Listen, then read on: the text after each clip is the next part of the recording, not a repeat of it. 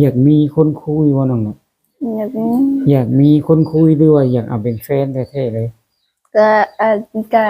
อยากได้อยู่โอ้อยากได้อยู่โดยว่าออกจากใจหรือว่าจังไดน้องน่ะออกจากใจอืแหละบ่ได้เว้าตัวเพิ่นบ่โดยอืแม่นว่าเว้าแบบตัวตรงเพิ่นน่ะเนาะอันนี้คืออยากได้แฟนเนาะตอนนี้เนาะโดยเปิดใจก็เรื่องลักษณะอายุเพิ่นหลายส่ำใดน้องล่ะสิรับเพิ่นได้น้องล่ะก็40-50นี่ก็ได้โอ้40-50ก็ได้โดยเป็นอะไรผู้เว้าบ้านเฮามันบ่มีเว้าคือว่าไล่แต่หนุ่มวัยสูงอายุก็มีมีเขาเป็นหยังเขาบ่เอาเขาบ่เอาเขาบ่เอาหรือว่าเจ้าบ่เอาเขาโอ้เขาบ่เอาโดยโดยก็เลยเปิดใจหาผู้เว้าทางฝั่งไทยบัดนี้โดยอืมก็อยากได้ผู้เว้าฝั่งไทยถ้าเพิ่นมักเพิ่นฮักเพิ่นมาสู่มาขอนำพ่อนำแม่หานำน้องล่าสิไปอยู่นำเพิ่นได้บ่น้องก็ทำแม่ก่อนเพราะว่าแม่ก็อยู่ผู้เดียวอืตอนนี้แม่ก็อยู่คนเดียวสบายดีและสวัสดีเด้อพ่อแม่พี่น้อง FC กันเบิดสู่ผู้สู่คน หรือว่าสิเป็น FC ทั้งฝั่งไทยฝั่งลาวต่างประเทศก็ยินดีต้อนรับเข้าสู่ช่อง YouTube บาวบุญจันทร์ชาแนลอีกแล้วพ่อพี่น้องเอ้ยโดยกลับมาพบมาพ้อกันอีกคือเก่าคือเดิมพ่อพี่น้องเติมพลังทุกครั้งที่บาวบุญจันทร์มาถ่ายคลิป ก่อนอื่นบ่าวบุญจันทร์ก็ขอกราบพ่อแม่พี่น้องฝากก็ได้กดแชร์กดติดตามกด Subscribe ให้บ่าวบุญจันทร์นำแน่เด้อทุกคนเอ้ยให้บ่าวบุญจันทร์มีกำลังแรงใจทำคลิปต่อไปอีกเนาะโดยเปิดคลิปเปิดภาพออกมามื้อนี้ก็ซึ่งมาหาสาวโสดที่เคยถ่ายคลิปลงไปได้คลิปหนึ่งแล้วให้พี่น้องเอ้ยเพราะว่ามีทางหนุ่มไทยใจเกินร้อยมาคบกับน้องให้พี่น้องน้องนี่เรียกค่าดองสินสอด 100 ล้านพ่อพี่น้องว่าเป็นความจริงบ่เนาะเลยทางหนุ่มไทยใจเกินร้อยนี่อยากให้มาถามจากเสียงของน้องล่าเพิ่นพ่อพี่น้องไอ้สาวน้อยวัย18 ปีเนาะว่าเป็นความจริงบ่ตอบทางหนุ่มไทยไปว่าค่าดองสินสอด100 ล้านบาทพ่อพี่น้องทางหนุ่มไทยเพิ่นก็ของใจพ่อพี่น้องเนาะโดยตอนนี้ก็มาฮอดจอดถึงเฮือนของน้องล่าแล้วเป็นที่เรียบร้อยพ่อพี่น้องสิเข้าไปโอบไปลมหรือว่าสิเข้าไปถามทาง น้องเพิ่นว่าเพิ่นเว้าแท้บ่เนาะค่าดอง100 ล้านบาทให้พี่น้องเอ้ยไปพ่อแม่พี่น้องไปติดตามรับชมพร้อมๆกันเนาะ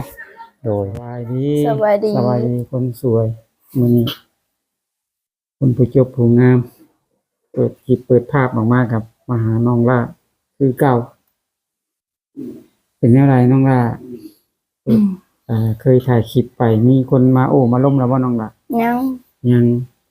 ยังบ่มีเลยโดยอืม จะยังบ่มีเลยยังหาอยู่ตัวนี้เนาะโดยเพิ่นขี่ออกไปนี่ไล่จักมื้อแล้วน้องล่ะบ่ฮู้บ่ฮู้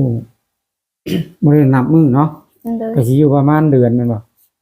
อืมอยากมีคนคุยบ่น้องล่ะอยากมีอยากมีคนคุยหรือว่าอยากเอาเป็นแฟนแท้ๆเลยก็ก็อยากได้อยู่โอ้อยากได้อยู่โดยว่าออกจากใจหรือว่าจังไดน้องล่ะออกจากใจแหละบ่ได้เว้าตัวเพิ่นบ่โดยอืแม่นว่าเว้าแบบตัวตรงเพิ่นน่ะเนาะอันนี้คืออยากได้แฟนเนาะตอนนี้เนาะโดยเปิดใจก็เรื่องลักษณะอายุเพิ่นหลายส่ำใดน้องล่ะสิรับเพิ่นได้น้องล่ะก็40-50นี่ก็ได้โอ้40-50ก็ได้โดยเป็นอะไรผู้เว้าบ้านเฮามันบ่มีเว้าคือว่าไล่แต่หนุ่มวัยสูงอายุก็มีมีเขาเป็นหยังเขาบ่เอาเขาบ่เอาเขาบ่เอาหรือว่าเจ้าบ่เอาเขาโอ้เขาบ่เอาโดย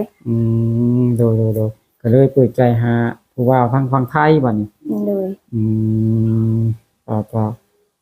อยากได้ผู้เว้าฝั่งไทยถ้าเพิ่นมักเพิ่นฮักเพิ่นมาสู่มาขอนำพ่อนำแม่หานำน้องล่า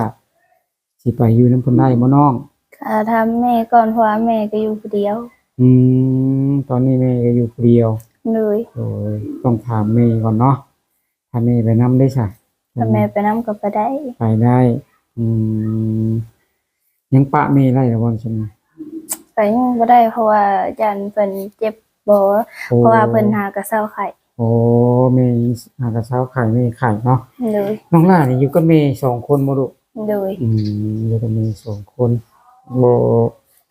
พี่ พี่น้องก็เพิ่นก็ต่างคนต่างอยู่เฮือนเพิ่นบ่แบบนี้บ่ โดยเพิ่นเอาลูกเอาเมียเพิ่นก็อยู่เพื่อนเพิ่น โอ้เจ้าก็เป็นผู้ดูแลแม่เนาะ โดย ตาเลยบ่มีคนพาเฮ็ดพาสร้างก็เลยเปิดใจหาบาดนี้อืมหาแนวแท้เลยเนาะ โดย ยันว่าหาวานสนีใส่ซื่อๆเนาะหาสนีใส่ผู้บ่าวซื่อก็คือเว่าออกมาจากใจเลยคือว่าถ้ามีคนมาคุยมาล้มเนาะน้องล่าเนาะ โดย อายุนี่40 50ขึ้นไป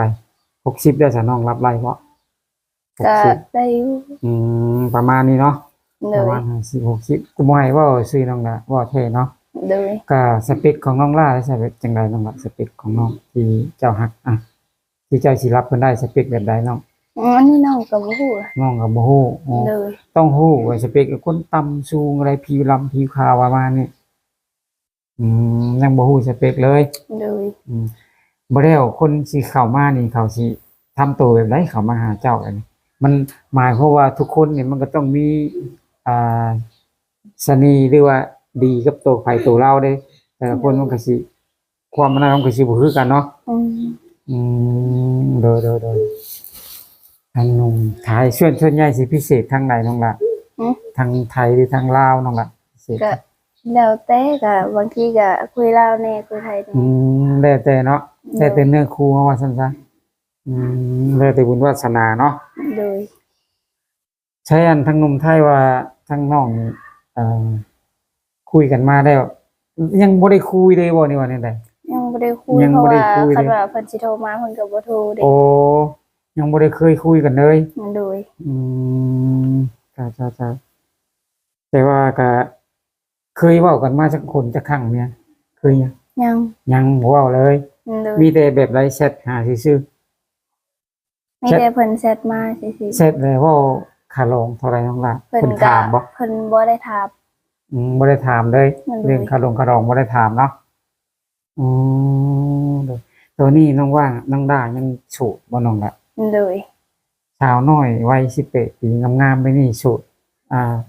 FC ทุกคนก็สิเชื่ออยู่บ่เนาะ ผู้บ่าวน้ำบ้านน้ำเมืองเฮานี่ก็บ่มีเลยบ่น้อง ก็มีแต่ว่าเขาก็มีผู้สาวแล้ว โอ้ เด้ เขามีผู้สาวเบิดแล้ว โดย อันนี้ก็คือน้องล่ะยังบ่มีผู้บ่าวหัวใจยังว่างเนาะ โดย แล้วเขาทำโรงเรียนอยู่บ่น้อง บ่ บ่ได้เข้าจบมยังน้องล่ะ จบปห้าเพราะว่าเพิ่นบ่มีเงินส่ง โอ้ไล่ใบประกาศปห้าบ่ไล่บ่ ได้แล้ว เอาไล่แล้วจังได๋สอบเซ็นเอาบ่รู้ว่าจังได๋ ชอบสิ่งเนาะ อ๋อสอบเซ็นเอาไล่ใบประกาศมห้าเรียบร้อยเนาะปห้าเนาะน้องเนาะ โดย โดยอ่านได้เขียนออก โดย คิดวางแผนไว้อยากไปทำงานทางไหนน้องล่ะ ก็อยากไปเฮ็ดงานอยู่ไทยน้ำเอื้อยก็พังบุงแม่เศร้าคักแหละ โอ้ทางน้องนี่มีเอื้อยไปทำงานอยู่เมืองไทย โดย น้องล่างนี่อยากไปนํ โดย แต่ว่าอันนี้ยังบ่สบายอยู่ตอนนี้ต้องดูแลแม่ก่อน โดย บัตรได้สะน้องล่ะเฮ็ดแล้วบ่ ยังเพราะว่าถ้าเอื้อยฝากเงินมาให้เพิ่นน่ะ อืมแสดงว่าเอ้ยไปทำงานเนาะทำงาน เลย ในเมืองไทยก็เพิ่นก็อยู่ครอบครัวของเพิ่นเนาะ โดย ก็คือน้องล่าง เพิ่นก็มีลูกคนหนึงเพิ่นก็โอนให้ลูกเพิ่น มโดยมีลูกคนหนึงโอนให้ลูกเพิ่นเนาะ โดย แต่น้องล่างยังแต่ละมื้อไปหาหยังน้องล่ะแต่ละมื้อ แต่ละมื้อก็หากินอยู่ในแถวบ้านนี่แหละมื้อนี้ก็บ่ได้ไปเฮ็ดเวียกซอยเพิ่น โอ้แต่ละมื้อหากินอาชีพหลักๆก็จะน้องล่ะไปหาอย่างส่วนใหญ่ คันว่ายามดำนาก็ไปหาลูกก้าดำนา โอ้ เดี๋ยวนี้มันก็บ่ค่อยมีเวียกเฮ็ด ตอนนี้บ่ค่อยมีเวียกมีงานเฮ็ดเนาะ โดย บ่มีคนจ้างว่าซั่นว่า โดย ถ้าว่ายามลำหน้ายามแบบหน้าเวียกแบบเกี่ยวข้าวหยังประมาณนี้มีเนาะ โดย จะพ่อแม่พี่น้องเอ้ยตอนนี้ทางสาวน้อยเฮาเปิดใจประมาณเดือนหนึงได้เนาะก็ยังบ่มีคนเข้ามาลมก็มีหนุ่มไทยเพิ่นบอกว่าเพิ่นทักทายมาหาว่าซั่นเนาะ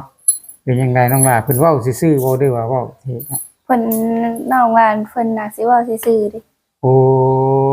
เพิ่นน่าสิเว้าซื่อๆหมายถึงว่าเพิ่นก็ทักทายมาหาบ่าวจันทร์นํเนาะ โดย ทักทายมาหาว่าน้องล่าเรียกคารองสูงบ่เคยเรียกว่าคารอง บ่ บ่เคยเว้าเนาะ โดย อืม เห็นอ้ายเพิ่นบอกว่าน้องล่าเว้า100 ล้านบาทว่าซั่นแต่ทางน้องนี่บ่ได้เว้าเลย โดย บ่เคยเว้าค่าลองให้ไผเนาะแสดงว่าทั้งหนุ่มไทยนี่ก็เว้าไปซื่อๆเนาะ โดย เพิ่นก็ตัวแบบอาจสิตัวเบาจันทร์อีกเทื่อนึงเพิ่นก็เนาะ โดย ทางน้องด้านี่ก็เพิ่นก็อาจสิเว้าความจริงไว้พี่น้องเพราะว่าเพิ่นเปิดใจหาคนฮักได้แม่นบ่น้องล่ะ โดย เปิดใจหาคนที่คุยหรือว่าหาคนที่รักแท้อยู่แล้วเนาะน้องเนาะ โดย โดย ดูตั้งแต่ใหญ่ขึ้นมาวัย18 ปีนี่เคยมีผู้บ่าวมาจักเทื่อแล้วน้องล่ะเคยมีบ่ ก็เคยมี แบบผู้บ่าวซื่อบ่ โดย แบบบ่ได้คบมาหากันบ่ได้แม่นติ บ่ แบบคุยแชทกันนี่ว่าแบบนี้บ่ โดย ผู้บ่าวทางไหนน้อง คนบ้านน้องเป็ด โอ้คนลาวคือกันเนาะ โดย โดยเป็นผู้บ่าวลาวทึงเนาะมันเป็ด